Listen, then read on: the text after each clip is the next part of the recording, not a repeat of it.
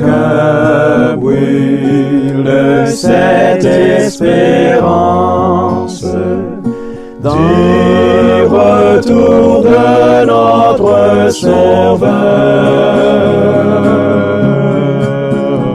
Différents faits divers nous interpellent et nous incitent à la réflexion. Ils annoncent un événement imminent et d'une grande importance. Mais comment l'analyser?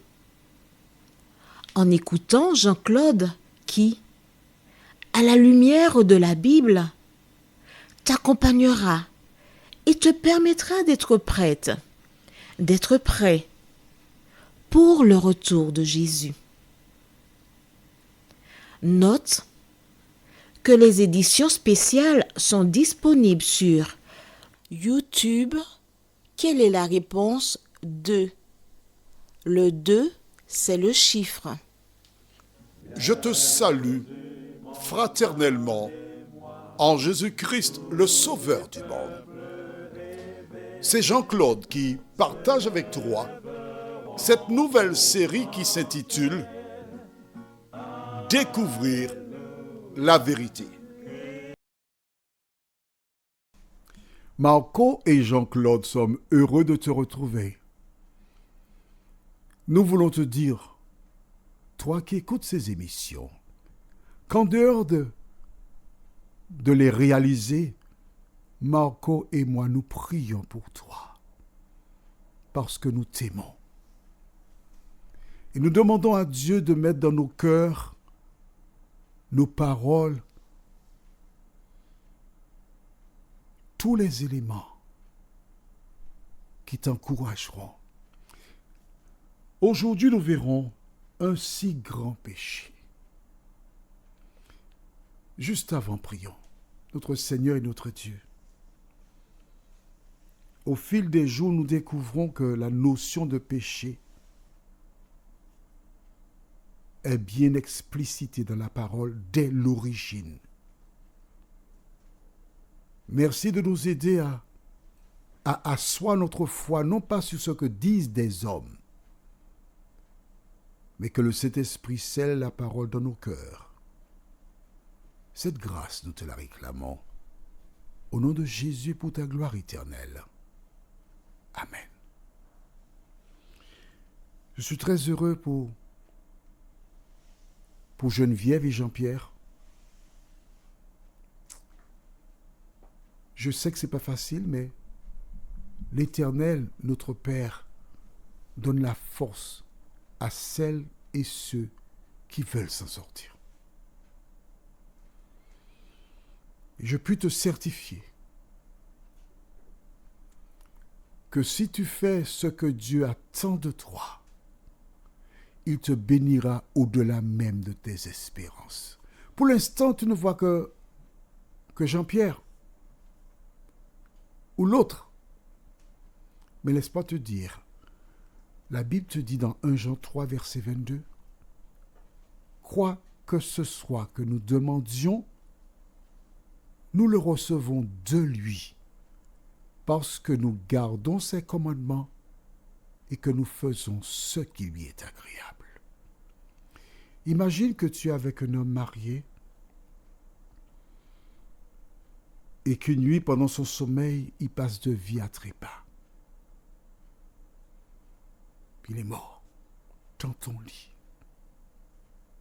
Comment feras-tu pour vivre? Toute ta vie, tu te souviendras que cet homme est mort. Il a perdu la vie éternelle à cause de toi. Tandis que si tu fais ce que Dieu te demande, il peut te donner un meilleur homme que celui que tu utilises actuellement. Il peut le faire pour toi. Mets ta main dans la main de Jésus. Fais-lui confiance. Le diable veut te faire comprendre que tu ne trouveras pas une meilleure femme que celle-là. Mais dis-moi, lorsqu'Ève a mangé le fruit, et qu'elle proposa un à Adam, Adam s'est trouvé dans une situation difficile parce qu'il a pensé être séparé d'Ève, ce ne sera pas vivable, je ne pourrai pas vivre sans elle. Regarde le résultat. Le monde est dans le péché. Il a manqué de foi.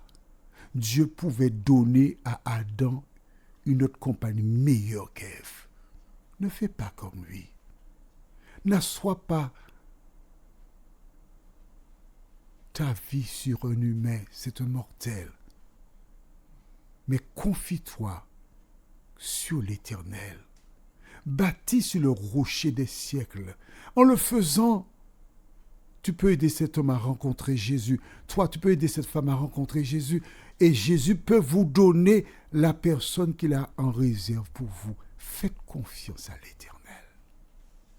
Aujourd'hui, un si grand péché. J'ai repris, pas pour remettre le couteau dans ta plaie, non, mais pour te dire, fais attention, la route sur laquelle tu te trouves, elle t'amènera nulle part. Lisons aujourd'hui dans le livre de Genèse 20, versets 8 et 9. Abimelech se leva de bon matin. Il appela tous ses serviteurs et leur rapporta toutes ces choses, et ces gens furent saisis d'une grande frayeur. Abimelech appela aussi Abraham et lui dit, « Qu'est-ce que tu nous as fait? Et en quoi t'ai-je offensé que tu aies fait venir sur moi et sur mon royaume un si grand péché? Tu as commis à mon égard des actes qui ne doivent pas se commettre. » Oh là là, oh là là. C'est pour la deuxième fois qu'Abraham prend une chasse. La deuxième fois qu'il entend un monarque lui faire la morale. La deuxième fois. Mais notons, que s'est-il passé? Tu as bien vu que le verset 8 déclare « Abimelech se leva de bon matin ». Le soleil n'était pas encore levé, qu'il laissa sa couche. Il s'apprêta. Et il lança un appel. « Servante, serviteur, venez ici !» Parce que Dieu a dit « Tu vas mourir. » Les personnes arrivent. L'air du roi est grave. Et il raconte à ses serviteurs, premiers ministres et tous les autres, ce qui s'est passé. Et que dit la Bible? Ces gens furent saisis d'une grande frayeur. J'ouvre une parenthèse pour la refermer tout de suite. Abraham a-t-il eu raison d'agir de la sorte? La réponse est non. Mais à travers son action, Dieu a transformé cela pour toucher le cœur de ces personnes qui ont mieux découvert le Créateur des cieux et de la terre. Vois-tu? Dieu change les ténèbres en lumière.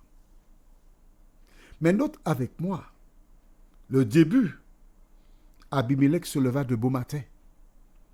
C'est-à-dire qu'il n'a pas lésiné sur la question. Il n'a pas renvoyé à plus tard. Dieu lui a parlé et il a obéi immédiatement. Geneviève, Jean-Pierre, précédemment je t'ai parlé de cela. Quelle est ta décision? As-tu pris la décision d'obéir à Dieu? As-tu pris la décision de dire à cet homme ou à cette femme, écoute, je ne peux pas te le cacher, tu le sais. Jamais on a entendu des sclandes. jamais tu as levé la main sur moi. Aucun voisin ne peut dire qu'on ne s'entend pas. Nous ne parlons même pas, nous soupirons. On n'entend pas nos voix. Pas de jurons. Tu me respectes, je te respecte. Tu viens continuellement me prendre dans tes bras. Et quand je suis debout, tu viens à l'arrière, tu m'entoures, tu me tiens par la taille, tu m'embrasses dans le cou. Je suis heureuse. J'ai toujours espéré, souhaité avoir une vie de couple comme cela. Je n'ai rien à te reprocher, tu es un homme parfait. Mais la Bible me dit que je ne peux pas et je ne dois pas vivre cet amour car il est contraire à la parole de Dieu. Alors nous devons nous séparer. Je dois faire un choix entre toi et Dieu. Et tu dois faire un choix, toi aussi, entre Dieu et moi. Mais avec Dieu, nous ne sommes jamais perdants. Il nous faut aujourd'hui mettre un terme à notre relation. Et si demain je viendrai t'appeler, surtout ne réponds pas. Ne réponds pas. Et quand tu m'appelleras, je ferai un effort pour ne pas répondre aussi. Parce que quand j'entends ta voix, je perds mes moyens. Je deviens moite. Mais je voudrais donner à Jésus la première place dans ma vie. Parce qu'il est mort sur la croix. Il a donné sa vie afin que un jour, je sois sauvé. Je ne voudrais pas que le sacrifice de Jésus soit fait.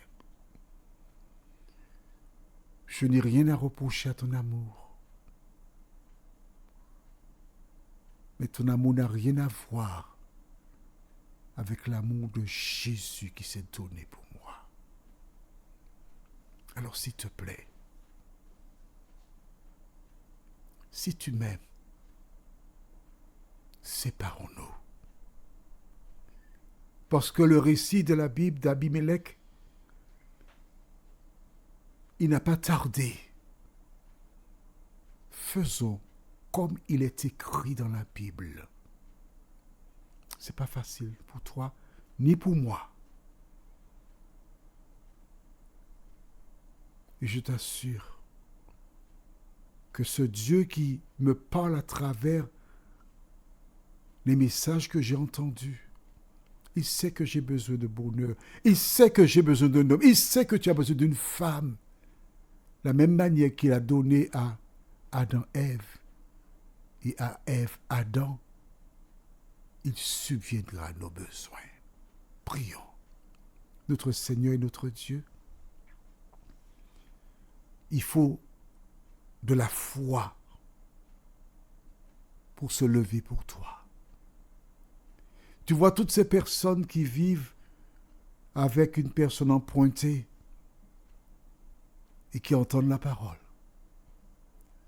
Merci de les visiter, Seigneur. Parce que ce piège est tellement commun. Mais tu veux que la vérité soit dans nos cœurs. Merci, Seigneur, encore. Nous t'avons prié au nom de Jésus pour ta gloire éternelle. Amen.